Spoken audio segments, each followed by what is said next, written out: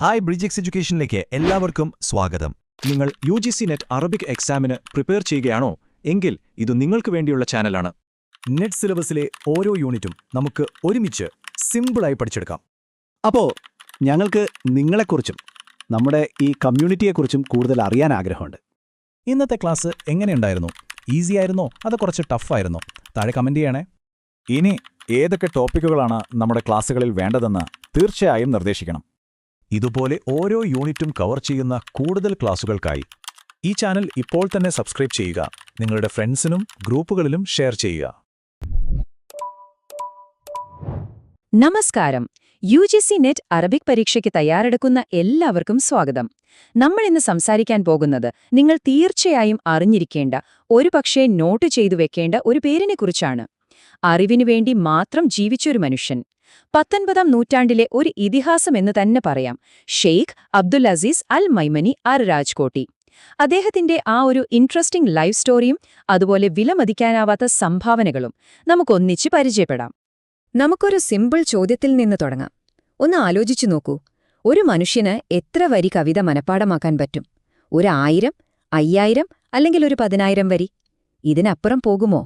എന്നാൽ ഈ ചോദ്യത്തിന് അദ്ദേഹം കൊടുത്ത ഉത്തരം കേട്ടാൽ ഒരുപക്ഷെ നമ്മൾ ശരിക്കും അത്ഭുതപ്പെട്ടു പോകും. അതെ, സംഭവം ഇതാണ്.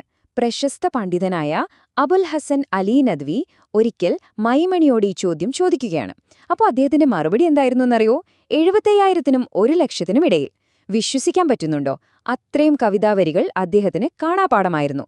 അപ്പോൾ ആലോചിച്ച് നോക്കൂ, എത്ര വലിയൊരു പ്രതിഭയെക്കുറിച്ചാണ് നമ്മൾ സംസാരിക്കാൻ പോകുന്നതെന്ന്. അപ്പോ സ്വാഭാവികമായും അടുത്ത ചോദ്യം വരും, അല്ലേ? ആരായിരുന്നു ഈയൊരു വിസ്മയ മനുഷ്യൻ? ആരായിരുന്നു ഷേഖ് അബ്ദുൽ അസീസ് അൽ മൈമനി അർ രാജ്കോട്ടി? ശരി, നമുക്ക് അദ്ദേഹത്തിന്റെ ജീവിതത്തിലേക്ക് ഒന്ന് ആഴത്തിൽ ഇറങ്ങിച്ചെല്ലാം. ഓക്കേ, അപ്പോ ഷേഖ് അബ്ദുൽ അസീസ് അൽ മൈമണി.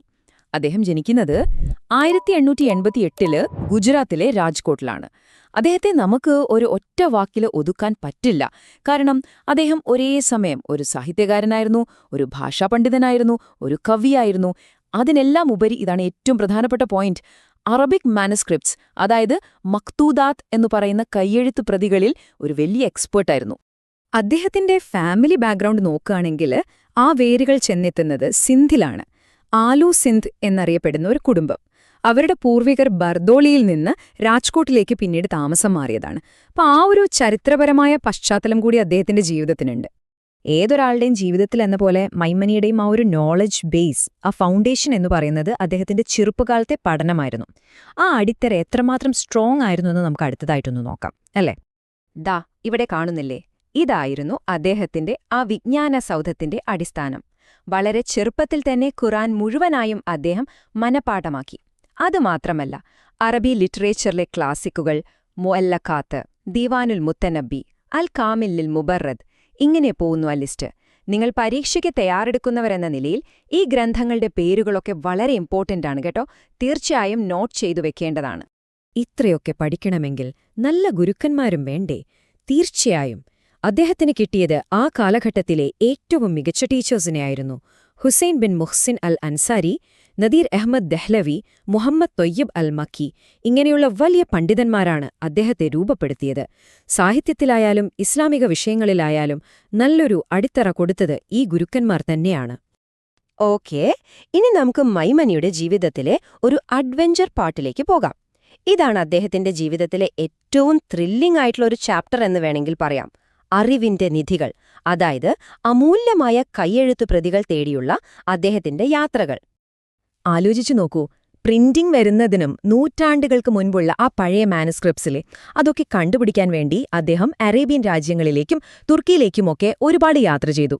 ശരിക്കും പറഞ്ഞാൽ ഈ യാത്രകളാണ് അദ്ദേഹത്തെ ഇന്ത്യയിലെ അറബിക് മാനുസ്ക്രിപ്റ്റ്സിന്റെ കാര്യത്തിൽ ഒരു ഒഥോറിറ്റിയാക്കി മാറ്റിയത്. അതൊരു വലിയ ടേണിംഗ് പോയിന്റ് തന്നെയായിരുന്നു അദ്ദേഹത്തിന്റെ ജീവിതത്തിൽ. അപ്പോ ഇത്രയധികം അറിവുള്ളൊരാൾ, സ്വാഭാവികമായും അദ്ദേഹം എത്തിച്ചേർന്നത് അക്കാലത്തെ ഏറ്റവും മികച്ച അക്കാദമിക് സ്ഥാപനങ്ങളിലേക്കായിരുന്നു, അല്ലേ? അദ്ദേഹത്തിന്റെ ആ ഒരു പ്രൊഫഷണൽ കരിയർ എങ്ങനെയായിരുന്നു എന്ന് നമുക്കൊന്ന് ഓടിച്ചു നോക്കാം. ഈ ടൈം ലൈൻ നോക്കിയാൽ മതി, എളുപ്പത്തിൽ മനസ്സിലാകും. കരിയർ സ്റ്റാർട്ട് ചെയ്യുന്നത് പെഷാവറിലെ ഇസ്ലാമിക് കോളേജിൽ ഒരു ടീച്ചറായിട്ടാണ്. അവിടെ നിന്ന് ലാഹോറിലെ ഓറിയന്റൽ കോളേജിലേക്ക്, പിന്നെ 1925 അദ്ദേഹം അലിഗഡ് മുസ്ലിം യൂണിവേഴ്സിറ്റിയിലെത്തി. ഒടുവിൽ 1936 കറാച്ചി യൂണിവേഴ്സിറ്റിയിലെ അറബിക് ഡിപ്പാർട്ട്മെന്റിന്റെ ഹെഡായിട്ട് ചാർജ് എടുത്തു. ഈ 50 എന്ന സംഖ്യ കാണുമ്പോൾ എന്താണ് ഓർമ്മ വരുന്നത്? ഇത് ശരിക്കും അദ്ദേഹത്തിന് കിട്ടിയൊരു വലിയ ഗ്ലോബൽ റെക്കഗ്നിഷനാണ്. 1928 തുടങ്ങി അദ്ദേഹം മരിക്കുന്നവരെ, അതായത് നീണ്ട 50 വർഷം അദ്ദേഹം ഡാമസ്കസിലെ വളരെ പ്രശസ്തമായ അറബ് അക്കാഡമിയുടെ ഒരു കറസ്പോണ്ടന്റ് മെമ്പറായിരുന്നു. അതൊരു ചെറിയ കാര്യമല്ല, വളരെ വലിയൊരു അംഗീകാരമായിരുന്നു അത്. ഒടുവിൽ 1978 ഒക്ടോബർ 27 കറാച്ചിയിൽ വെച്ച് ആ വലിയ ജ്ഞാനസൂര്യൻ അസ്തമിച്ചു. അദ്ദേഹം ശാരീരികമായി നമ്മോടൊപ്പം ഇല്ലെങ്കിലും അദ്ദേഹത്തിന്റെ വർക്കുകൾ, അദ്ദേഹത്തിന്റെ സംഭാവനകൾ, അതൊക്കെ ഇന്നും അറിവിന്റെ ലോകത്തൊരു വെളിച്ചമായിട്ട് അങ്ങനെ തന്നെ നിലനിൽക്കുന്നുണ്ട്. അപ്പോ എന്താണ് മയമനിയുടെ ഏറ്റവും വലിയ ലെഗസി എന്ന് ചോദിച്ചാൽ അതിനുള്ള ഉത്തരമാണ് തഹ്കീഖാത്തുകൾ. എന്താണ് ഈ തഹ്കീഖ് എന്ന് നിങ്ങൾ ചിന്തിക്കുന്നുണ്ടാകും അല്ലേ? ശരി, നമുക്കതിലേക്ക് വരാം. ഇവിടെ ലിസ്റ്റ് ചെയ്തിരിക്കുന്നത് അദ്ദേഹത്തിന്റെ ചില പ്രധാനപ്പെട്ട വർക്കുകളാണ്. ഇവിടെ നിങ്ങൾ ശ്രദ്ധിക്കേണ്ട ഒരു കാര്യമുണ്ട്. ഇതെല്ലാം തഹ്കീഖാണ്. അതായത് അദ്ദേഹം പുതിയ പുസ്തകങ്ങൾ എഴുതുകയല്ല ചെയ്തത്.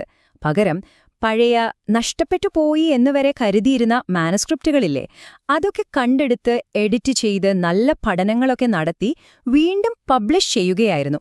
നമ്മുടെ എക്സാം പോയിന്റ് ഓഫ് വ്യൂവിൽ ഈ പുസ്തകങ്ങളുടെ പേരുകൾ വളരെ വളരെ ഇമ്പോർട്ടന്റ് ആണ്. അപ്പോ ഒറ്റ വാക്കിൽ പറഞ്ഞാൽ ഇതായിരുന്നു അദ്ദേഹത്തിന്റെ ലൈഫ് മിഷൻ. ഒരു ലിറ്റററി ആർക്കിയോളജിസ്റ്റ് എന്ന് വേണമെങ്കിൽ പറയാം. അതാണ് ശരിയായ വാക്ക്.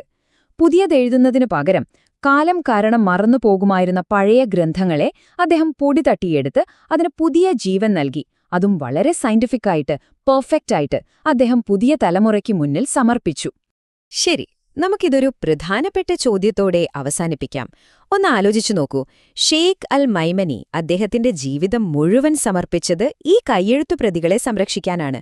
പക്ഷേ ഇന്നത്തെ ഈ ഡിജിറ്റൽ യുഗത്തിൽ ഈയൊരു അമൂല്യമായ പൈതൃകത്തെ നമ്മൾ എങ്ങനെയാണ് സംരക്ഷിക്കാൻ പോകുന്നത്? മൈമനിയുടെ ജീവിതം നമുക്കെല്ലാവർക്കും ഒരു ഇൻസ്പിറേഷനാണ്. ആ ഒരു വെളിച്ചത്തിൽ ഈ ചോദ്യത്തെക്കുറിച്ച് നമുക്കെല്ലാവർക്കും ഒന്ന് ചിന്തിക്കാം. അപ്പോ നമ്മൾ പ്രധാന കാര്യങ്ങളൊക്കെ പറഞ്ഞു കഴിഞ്ഞു. ഇനി അടുത്ത സ്റ്റെപ്പ് എന്താണെന്ന് നോക്കിയാലോ? ഈ വിഷയത്തിലെ മെയിൻ പോയിന്റ്സ് ഒക്കെ നിങ്ങൾക്ക് ക്ലിയർ ആയിട്ടുണ്ടാകും അല്ലേ? അപ്പോ ഏറ്റവും പ്രധാനപ്പെട്ട ചോദ്യം ഇതാണ്: ഇനി എങ്ങനെ പഠനം മുന്നോട്ട് കൊണ്ടുപോകും? നിങ്ങളുടെ പഠനത്തിന് ഒരു മുതൽക്കൂട്ടാകാൻ പറ്റിയ ഒരു വഴിയുണ്ട്. അതാണ് ബ്രിഡ്ജ് 6 എഡ്യൂക്കേഷന്റെ ഈ പുതിയ പ്രിന്റഡ് ബുക്ക്. ഈ ബുക്കിനെ സ്പെഷ്യൽ ആക്കുന്നത് ഇതിന്റെ ഉള്ളടക്കം തന്നെയാണ്. നമ്മുടെ ഓരോ ക്ലാസ്സിലെയും പോയിന്റ്സും കഴിഞ്ഞ 5 വർഷത്തെ നെറ്റ് എക്സാം ക്വസ്റ്റ്യൻസും ഇതിലുണ്ട്. ഈ ബുക്കിന്റെ ഒരു കോപ്പി ഓർഡർ ചെയ്യാൻ വളരെ എളുപ്പമാണ്. ഓർഡർ ചെയ്യാൻ താഴെ കമന്റ് ബോക്സിൽ നിങ്ങളുടെ ഫോൺ നമ്പറും അഡ്രസ്സും കൊടുത്താൽ മതി. നിങ്ങളുടെ വിജയത്തിലേക്കുള്ള യാത്രയിലെ ഈ പുസ്തകം ഒരു വലിയ സഹായമാകട്ടെ. നിങ്ങളുടെ പഠനത്തിനും ശോഭനമായ ഭാവിക്കും എന്റെ എല്ലാവിധ ആശംസകളും. അപ്പോ അടുത്തൊരു വിഷയവുമായി നമുക്ക് വീണ്ടും കാണാം. Thank you.